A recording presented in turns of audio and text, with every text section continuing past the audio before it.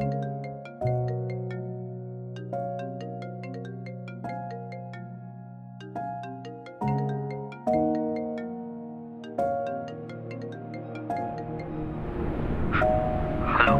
டேய், என்னடா நீ ஓகே தானே? ஓகே தான். இப்போதான் அம்முக்கிட்ட பேசினேன். அவ தான் இன்னும் அழுதுகிட்டே இருக்கா போல. ஒன்றும் இல்லை, விடு.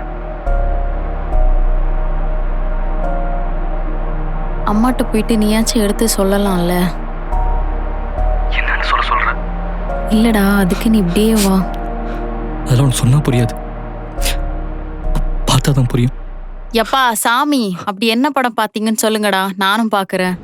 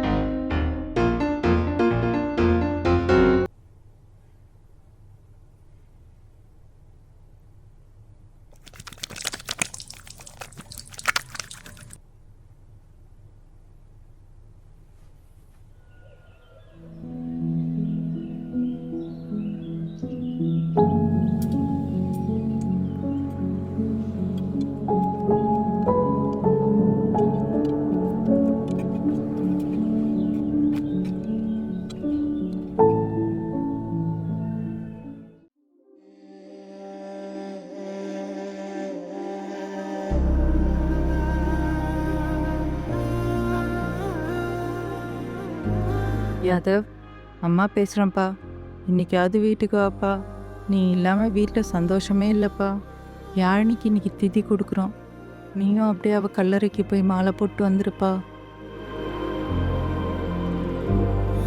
எதிர்பாராத தாரம் கண் கருவிழியில் நீயும் பகல் விடியாத என் வானம் போன வருஷம் இதே மாசம் இதே நாள் ஆக்சிடென்ட்ல இறந்து போன யாழினியோட உடல் உறுப்ப வேதவல்லின்ற பொண்ணுக்கு தானம் செய்யப்பட்டது. இன்று அந்த வேதவல்லி நீச்சல் போட்டியில் தங்கம் வென்றுள்ளார். நினைவால் என் கனவில் அடவாழ்பவன் நான். உன் அழகை ஒரு ஒளியாய் முகம் காட்டுவதா? இது நிஜமா கற்பனையா என யோசிப்பதா? என் அருகே ஒரு நிழலாய் எல்லாம் அவளா?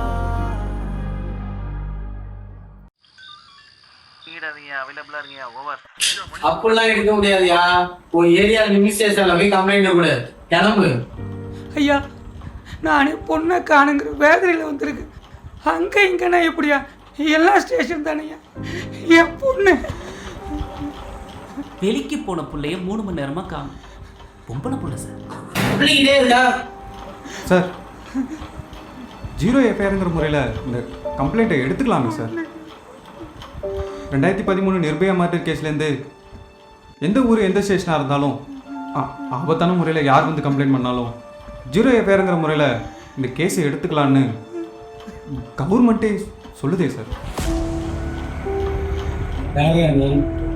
பொண்ணோட என்ன சார் 20,000 ரூபா கொடுத்து ஃபோன் வாங்க தெரியுதுல? ஒரு லெட்டிங் கட்ட வக்கீல்ல தெரிய. ஐயா, நம்மகிட்ட தான் மொபைல் இருக்கு. இந்த விஷயம் நமக்கும் தெரிஞ்சிருக்கணும்ல. ஈகோ பார்க்காம இந்த கேஸை எடுத்துக்கலாம் ஐயா. பொண்ணு பேர் சுவாதி, வயசு 17 ஐயா.